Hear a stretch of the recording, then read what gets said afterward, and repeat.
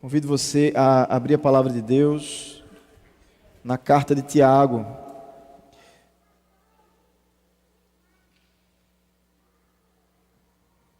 Tiago, irmão do nosso Senhor Jesus Cristo, servo de Deus e do Senhor Jesus Cristo, as 12 tribos que se encontram na dispersão, saudações. Meus irmãos, tende por motivo de toda alegria, em meio às... Perdão, eu li a minha anotação. Tende por motivo de toda alegria o passardes por várias provações, sabendo que a provação da vossa fé, uma vez confirmada, produz perseverança. Ora, a perseverança deve ter ação completa, para que sejais perfeitos e íntegros, em nada deficientes. Se, porém, algum de vocês necessita de sabedoria, peça a Deus, que a todos dá liberalmente, e nada lhes impropera, e ser-lhe-á concedida. Versículo 12. Bem-aventurado o homem que suporta com perseverança a provação, porque depois de ter sido aprovado, receberá a coroa da vida, a qual o Senhor prometeu aos que o amam. Vamos orar? Senhor, estamos diante da Tua palavra. Ó Deus, continua ministrando aos nossos corações, através da Tua voz, através, Senhor, das Santas Escrituras, que o Senhor, de forma perfeita, reservou para a Tua igreja, preservou, para que nós a tivéssemos aqui. Eu te peço, ó Pai, que o Senhor, apesar de nós, apesar dos nossos pecados, apesar muitas vezes da insistência do nosso coração de permanecer nos nossos caminhos, eu te peço que o Senhor seja misericordioso conosco, ó Pai, nos amoleça diante daquilo que o Senhor nos revela. Assim te oramos em nome de Cristo. Amém. Meus irmãos, o contexto dessa epístola de Tiago, nós encontramos já a partir do versículo 1 desse texto. Quando você, olhando para ele, agora percebe que o próprio Tiago, ele está se apresentando, e é interessante que ele não coloca que ele é o irmão do Senhor Jesus, mas ele se coloca ainda abaixo. Ele poderia se arrogar de dizer, olha, eu sou irmão do homem, viu? Eu tenho aqui uma autoridade. Ele poderia dar uma certa carteirada, né, como a gente chama. Muitas vezes aí, quando alguém tem uma certa autoridade e apresenta ali as suas credenciais para ser respeitado. Tiago, ele não precisa fazer isso. Mesmo sendo irmão de sangue do Senhor Jesus Cristo, ele se apresenta como servo de Deus e servo do Senhor Jesus Cristo. E o público-alvo dessa carta, ele diz logo em seguida, as 12 tribos que se encontram na dispersão. Você sabe que historicamente Deus permitiu que houvesse uma grande perseguição ali no meio do povo, lá em Jerusalém, e aqueles crentes, aqueles que haviam ouvido sobre Jesus, aqueles que haviam crido em Jesus, aquelas famílias que tiveram as suas vidas transformadas pelo poder do Espírito Santo, passaram a ser perseguidos. Levantou-se uma grande perseguição, e todos aqueles que eram fiéis ao Senhor Jesus tiveram que fugir, tiveram que ir para outros lugares, e a expressão que ele diz aqui é as 12 tribos, ou seja, ao povo de Israel. Pessoas de todas as tribos se converteram. As 12 tribos de fato foram avivadas através da obra da cruz de Cristo. Isso era uma profecia, e essa profecia se cumpriu. Havia crentes de todo o Israel de Deus, e eles foram espalhados por toda a terra. É claro que nós sabemos que Deus tinha uma intenção com isso, era para que o seu evangelho fosse espalhado para todas as nações, porque o evangelho, ele não era apenas localizado ali dentro do povo de Israel, mas o objetivo de Deus sempre foi com que toda a terra fosse um grande santuário de adoração ao Senhor. E para que isso acontecesse, o evangelho precisaria se expandir. E quando o povo de Deus, muitas vezes, ele fica ali achando muito bom, assim como Pedro e seus companheiros ali em cima do monte, vendo o Senhor Jesus na sua transfiguração, não queriam mais descer do monte. Jesus faz com que eles desçam, e quando eles descem do monte, eles encontram logo a realidade da vida, uma pessoa endemoniada, e eles ali têm que serem usados por Deus para expulsar demônios. É claro que nós queremos ficar como igreja, viver a nossa comunhão, viver a nossa alegria, estarmos sempre em paz. É claro que nós queremos isso, nós devemos inclusive orar para que tenhamos paz. Contudo, Deus que é soberano, Deus que reina, Ele decide mandar uma perseguição para que não apenas Israel tivesse essa comunhão, mas para que o mundo inteiro pudesse gozar da comunhão com Cristo Jesus e que o mundo inteiro passasse também a ser igreja. E aquilo que esses irmãos começaram a sofrer por causa do Evangelho não era fácil. Muitos foram perseguidos, muitas famílias foram separadas, muitos pais de família foram mortos, muito sangue foi derramado, muito sofrimento vinha acontecendo, e não apenas ali em Jerusalém, mas quando eles eram dispersos para outros países, também havia um grande desafio.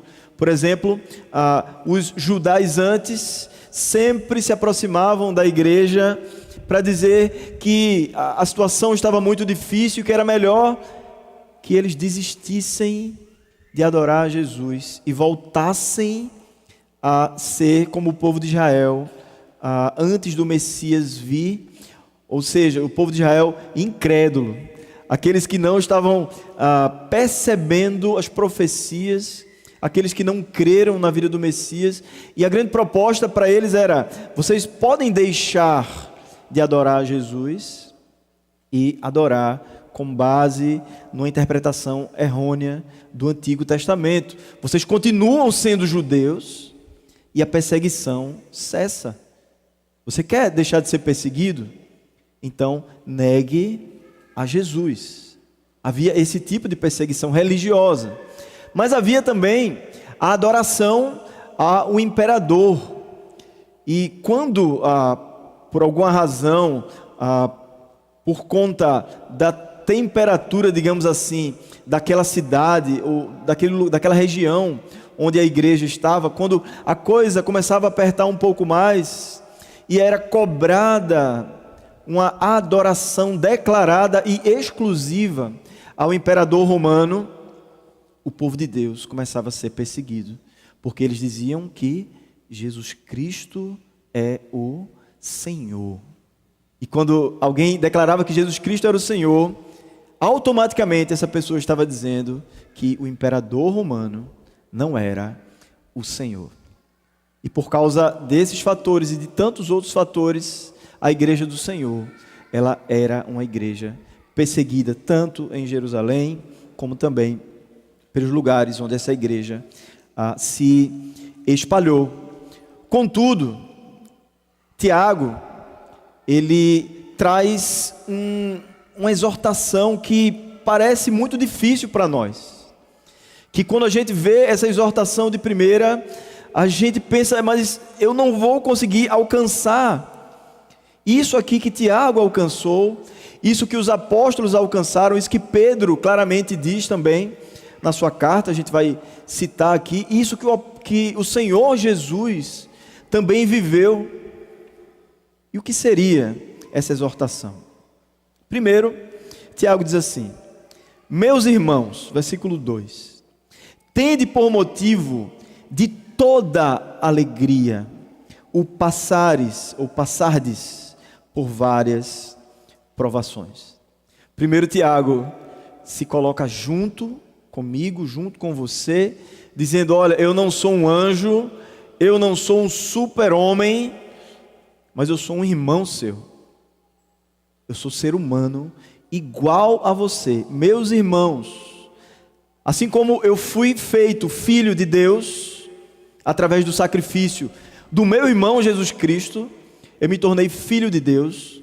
E uma mosca chata aqui.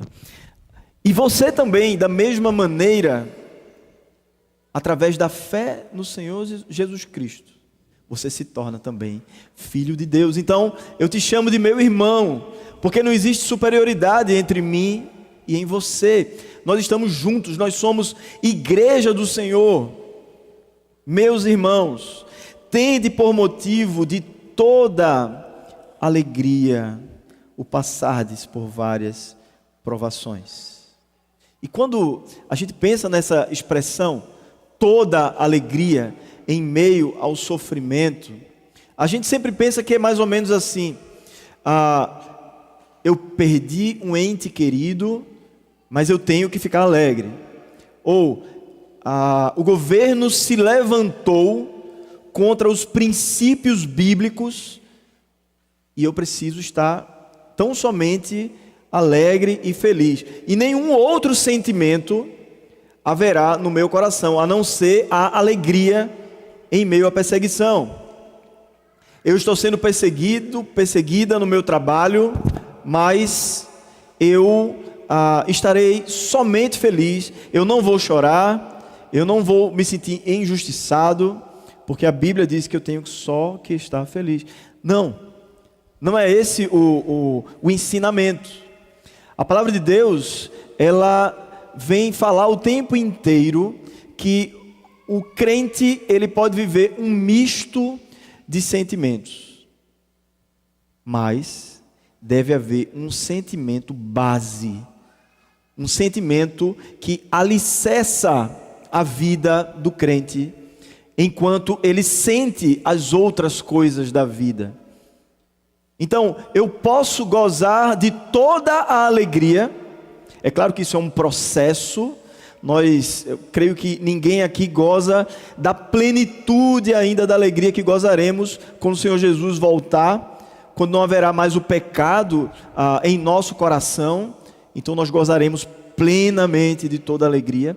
Mas nós já temos o suficiente da alegria do Senhor para que ela seja o esteio, para que ela seja a base das nossas outras emoções.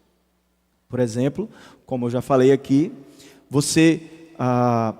eu falo isso com muito respeito, você pode perder um ente querido e você pode sim sentir uma tristeza muito profunda. Você pode sentir uma saudade muito apertada daquele ente querido, e não há problema nisso.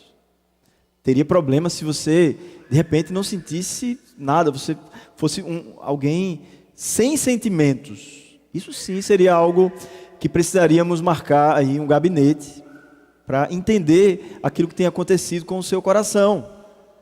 Mas quando passamos por algo doloroso, nós sofremos.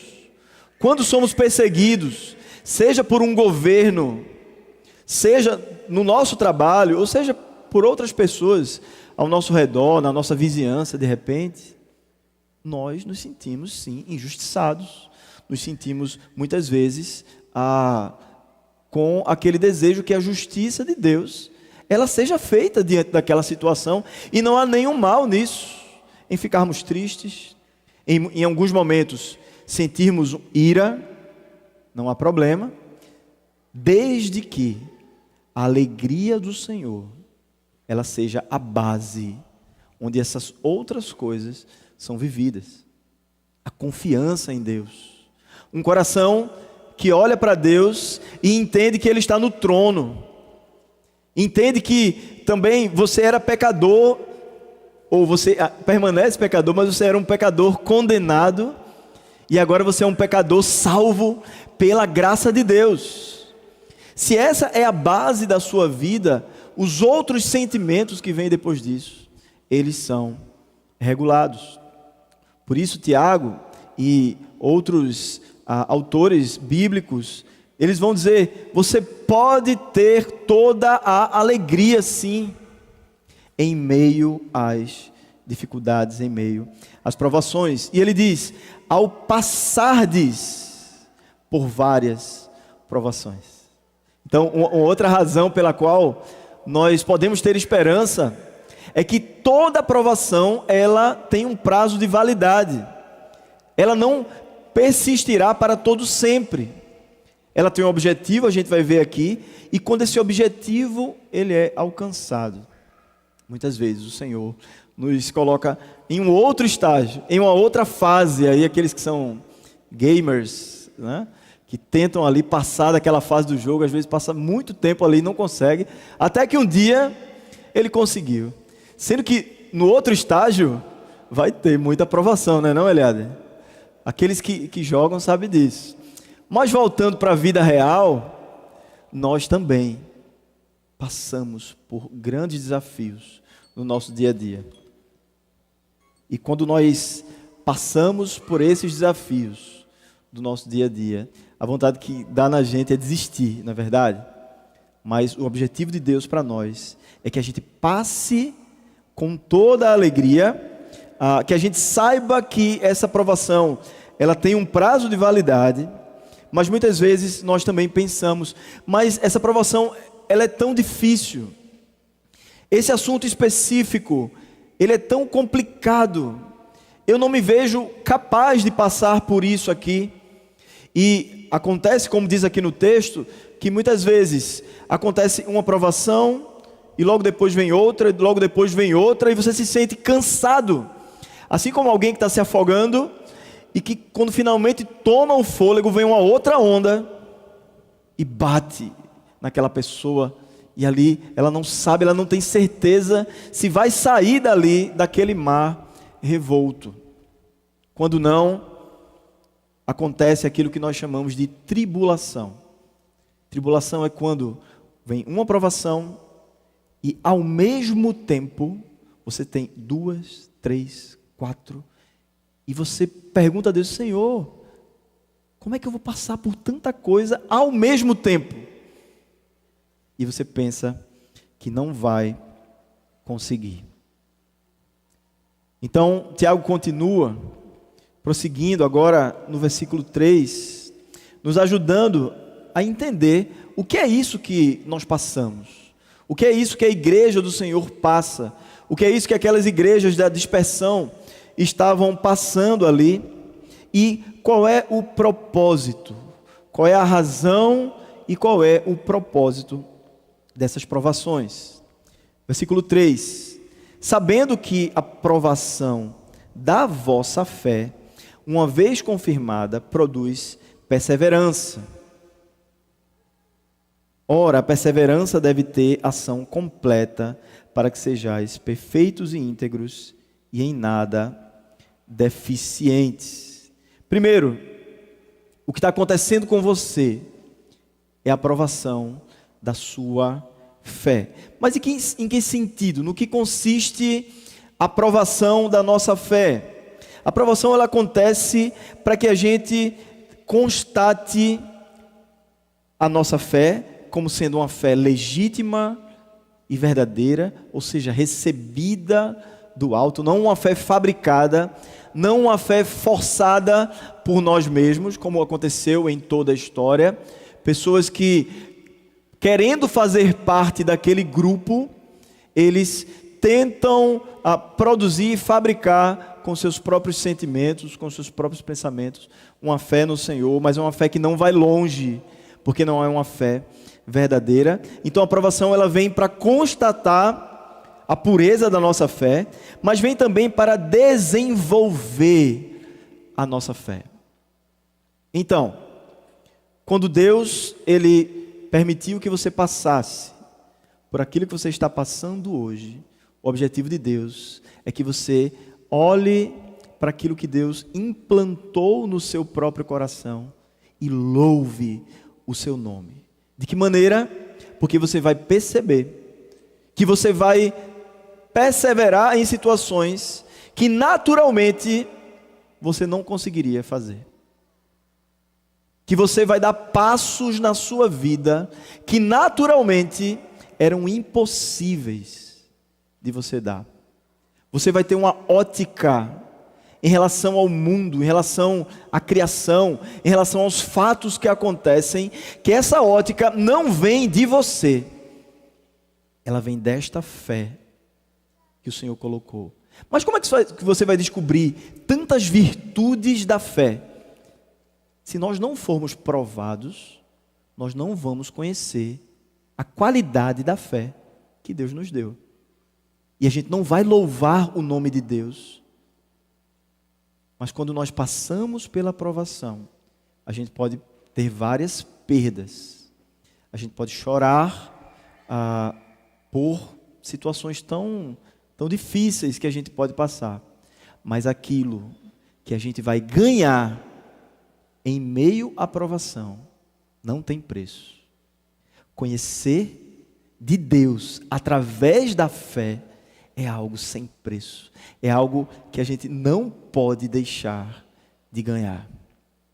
Então, a aprovação da fé vem para que a gente constate a qualidade da fé que Deus nos deu e para que a gente glorifique o seu nome assim. E, em segundo lugar, é para desenvolver a nossa fé. Como um presente que você ganha, mas não abriu. Está lá, está guardado. Você ganhou no dia do seu aniversário, mas já passaram aí meses e por causa, de repente, do seu corre-corre, você ainda não abriu ali aquele presente. Já pensou uma situação dessa? Geralmente quem ganha um presente, principalmente criança, ele rasga a embalagem e os pais ficam pensando, eita, essa embalagem dava para ter botado num outro presente, né, para economizar, para não ter que ir no atacadão, no atacado dos presentes, comprar uma outra embalagem. Dava certinho, ó. E aí o menino vai lá e rasga o papel de presente, ele rasga a caixa do presente, e a única coisa que ele quer é brincar com aquele presente ali. Nós recebemos um grande presente. Deus nos deu uma fé altamente cheia de virtudes e cheia de qualidades.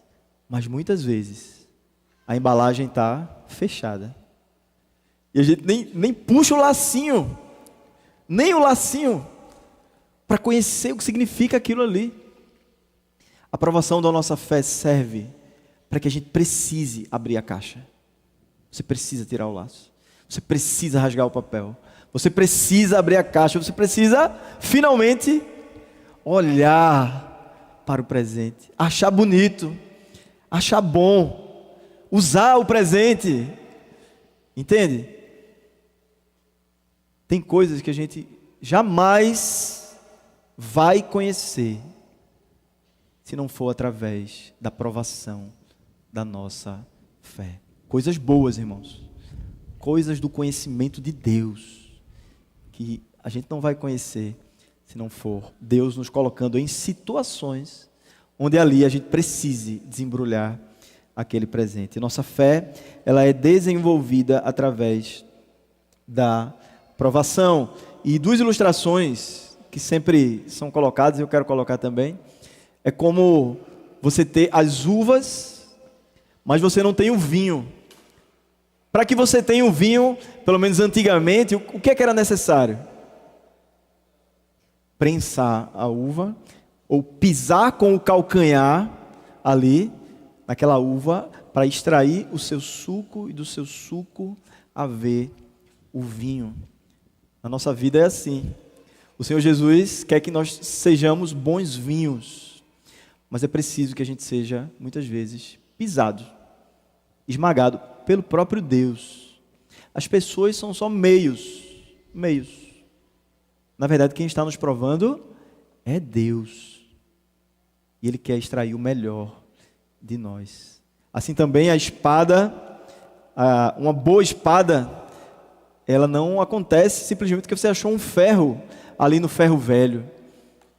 Mas você escolhe um bom metal, você tem que levar o metal ao fogo, você tem que bater fortemente no metal, e fazer todo um processo artístico para que no final aquela espada ela seja cortante, ela seja útil para defender o soldado, para defender um reino.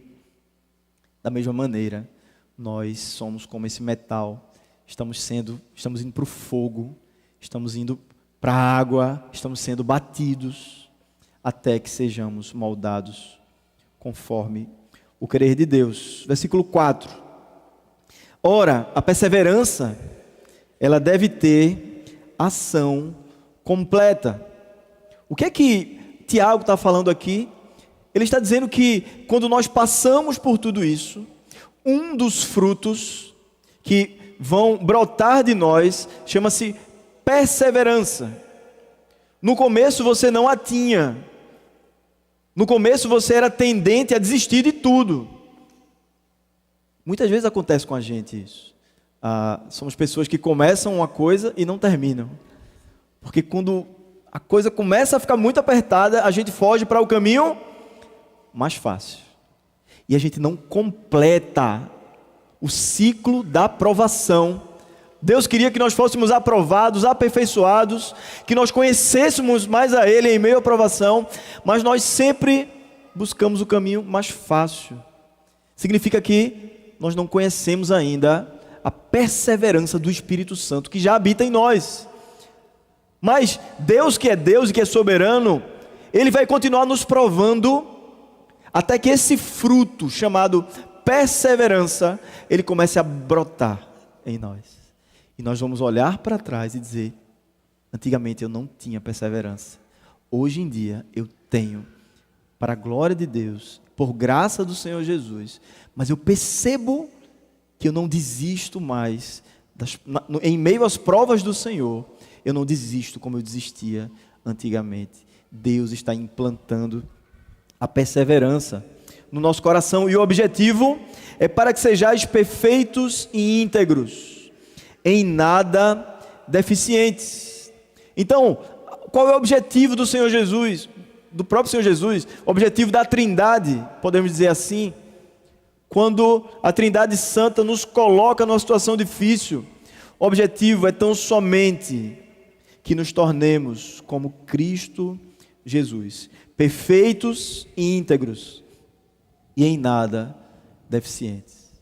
Quanta deficiência no nosso caráter, quanta fraqueza muitas vezes na nossa fé.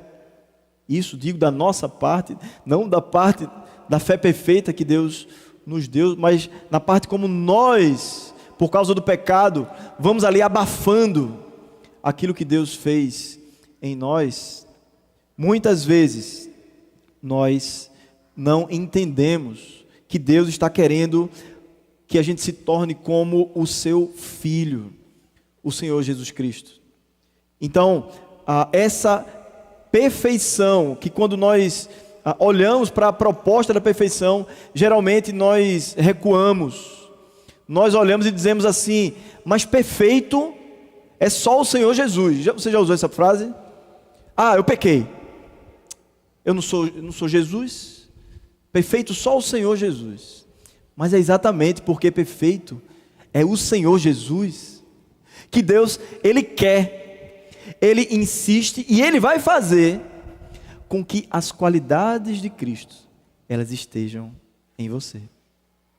Então, quando você olha para você mesmo, para você mesma hoje, saiba de uma coisa: esse alguém que eu e você somos hoje, não haverá mais amanhã. Se nós somos crentes mesmo, se nós temos o Espírito Santo, nós seremos transformados. Porque é isso que o Espírito Santo faz em nós. Porque o desejo, o querer, a alegria de Deus é fazer esse trabalho na gente. Ele quer ver Jesus. Uma igreja cheia de Jesuses. Uma igreja cheia de cristãos, de pequenos cristos. Esse é o objetivo da aprovação. Então, irmãos, o que é que a gente faz diante disso?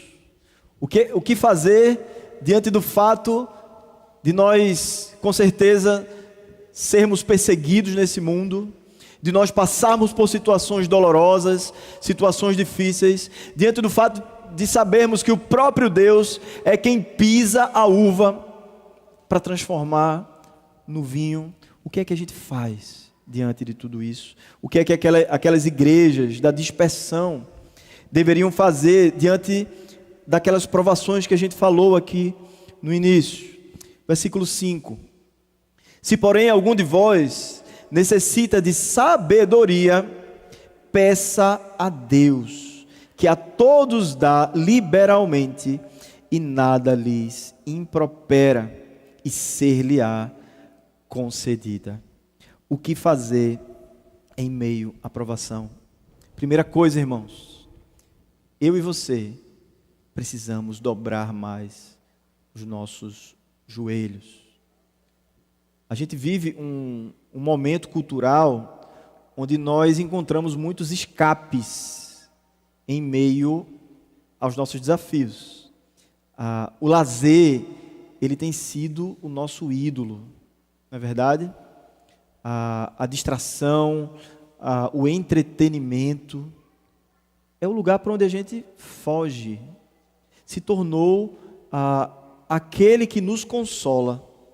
Você assiste lá, você está com raiva, você liga, seja qual for o streaming que você aí acessa, você bota lá, se você está com muita raiva, você bota Operação Resgate 2. Aí está lá, só pancada, pancada, pancada, pancada. De alguma maneira, aquilo está no mesmo ritmo do seu coração. Então você meio que, o seu coração encontra alguém que concorda com você em meio àquele filme ali.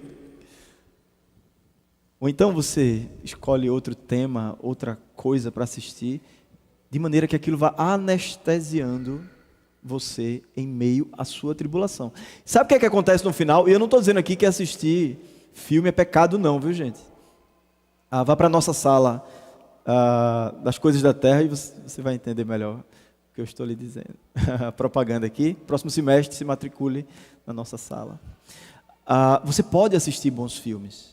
O grande problema é quando a base da sua vida está nisso. Quando você deixou de dobrar os joelhos. Porque quando a gente deixa de dobrar os joelhos, isso é a prova de que a nossa fé ela está enferma. De que nós não estamos atendendo a proposta de Deus, de que a nossa fé fosse desenvolvida, e por não atendermos essa proposta não, essa ordem de Deus, para que a nossa fé fosse desenvolvida, a gente não persevera na provação, mas a gente atalha pelo caminho do entretenimento. Às vezes atalha por outros caminhos, eu estou citando esse aqui porque é um que tem sido muito usado hoje em dia. Mas nós fugimos. E a proposta de Tiago aqui é: dobre os joelhos. Peça a Deus. Senhor, eu estou passando por essa situação. É tão difícil passar por isso, Senhor Deus. Me ajuda, me dá uma luz aqui, ilumina o meu entendimento, para que eu entenda a Tua Palavra, para que entendendo a Tua Palavra, eu seja alimentado pela Tua Palavra, e eu saiba o que fazer, eu tenha ânimo redobrado no meu coração, para que eu passe por tudo isso, com toda a alegria, mesmo em meio ao choro. Isso é possível? É claro que é possível. Se não fosse possível, Tiago, inspirado pelo Espírito Santo de Deus, não estaria falando sobre isso aqui. Mas lembre de Salomão, lá em 1 Reis 3, 9. Você lembra dessa cena? Você lembra daquilo que acontece com a vida de Salomão, quando o seu pai, Davi, ele morre? E o que é que Salomão herda? Ele herda uma missão altamente difícil. E Salomão, com humildade no coração, ele disse: Senhor, eu não vou conseguir não esse negócio. Eu acho que não dá para mim. Quantas vezes eu e você dizemos isso, né? Eu acho que isso aí, eu não quero não. Eu não quero passar por isso. Um desafio que é colocado para nós. E aí Salomão ora ao Senhor, reconhecendo a sua limitação. E Deus se apresenta a Salomão ali, através de uma visão, de um sonho, e fala com Salomão e diz assim: peça o que você quiser e eu te darei. E Salomão, ele pede uma coisa só. Você lembra? Sabedoria. Sabedoria. É o que nós precisamos para passar pelas provações. Porque nós não sabemos passar pela provação. Deus quer nos dar sabedoria, que é muito mais do que intelectualidade, viu, gente? A sabedoria, ela é viva. A sabedoria, na verdade, é o próprio Cristo. É o conhecimento de Cristo entranhado em nosso ser, de forma que nós vivemos Cristo no meio dos problemas. Senhor, me dá sabedoria, me dá Cristo, porque eu não consigo passar por isso sozinho não, Senhor, eu não vou aguentar não. E se for uma tribulação, são várias ao mesmo tempo, como é que você vai conseguir? Senhor, me dá sabedoria. E o texto diz que Deus dá, e Ele dá abundantemente, e Ele não fecha a torneira, Ele não faz a sabedoria cair de gotinha não, Ele abre a torneira toda, e a sabedoria, ela é derramada em nossos corações, em meio à provação. Então, orar, precisamos revisitar o nosso quartinho de oração, né? Tem gente que tem o costume de orar, fechar a porta do quarto, orar ao Senhor. Precisamos revisitar as escrituras sagradas, porque numa conversa a gente não só fala, mas a gente ouve. Se a gente quer falar com Deus, a gente precisa ouvir a Deus em meio às nossas provações. E por final, irmãos, versículo 12. Uma excelente notícia para cada um de nós. Bem-aventurado, ou seja, feliz. Lembra que ele começa falando de alegria? Tende por motivo de toda a alegria. Então no versículo 12 ele diz: feliz é o homem que suporta com perseverança a provação. Por quê? Porque depois de ter sido aprovado, e esse é o objetivo da aprovação, Deus não nos prova para nos reprovar. Deus nos prova para ter o prazer de nos ver vencedores. Esse é o objetivo do Pai. Assim como um pai se alegra ao ver o filho ganhando uma disputa de alguma coisa, todo pai bobo, né, que a gente fica feliz da vida porque o filho conseguiu. Deus, Ele tem o maior prazer, a maior alegria de nos ver aprovados. E sabe o que é que vai acontecer? Depois de tudo isso, receberá a coroa da vida, a qual o Senhor prometeu aos que o amam. Então, esse finalzinho aqui, quando nós passamos pela provação, é prova de que nós recebemos o amor de Deus e nós estamos respondendo com amor, o amor que nós recebemos. Por isso nós suportamos até o fim. E há aqui uma promessa, há aqui um galardão de Deus para nós, para a sua igreja, para o seu povo, a coroa da vida. E sabe de uma coisa? Não é porque eu estou dizendo, não é porque o pastor Daniel diz, ou porque o seu professor da escola bíblica diz, mas é porque o Senhor, o Criador, o sustentador, o soberano do universo, Ele prometeu uma coisa: Ele vai te recompensar por causa do sofrimento que você passou e perseverou. Tem recompensa. E aqui não é teologia da prosperidade, não. Aqui é Bíblia. Falar de galardão bíblico. E Deus faz questão de colocar.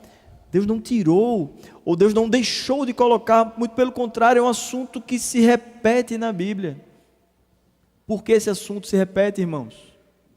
Porque Deus tem prazer em recompensar aquele que persevera até o fim.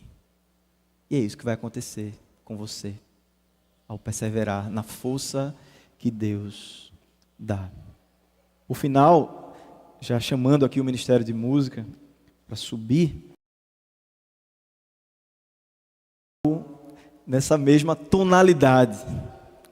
Ele diz: amados, não achem estranho, não estranhem o fogo que surge no meio de vocês, destinado a pô-los à prova, como se alguma coisa extraordinária estivesse acontecendo.